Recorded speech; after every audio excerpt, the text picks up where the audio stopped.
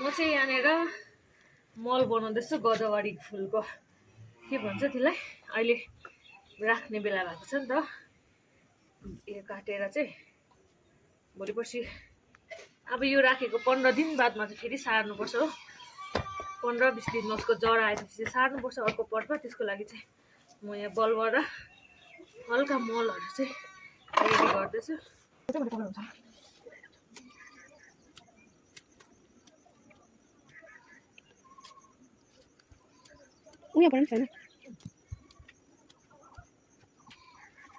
यसरी यहाँ एलोभेरामा चोप्दै लाउनु भन्नुहुँदैछ यहाँ बाबाले चाहिँ त्यही भएर चाहिँ मैले त्यसो गर्दैछु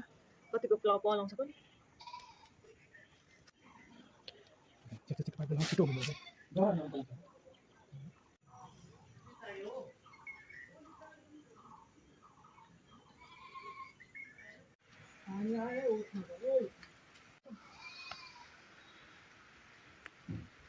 रेडी भएको चाहिँ अब यो 15-20 दिनको लागि चाहिँ यसलाई राख्नुपर्छ ल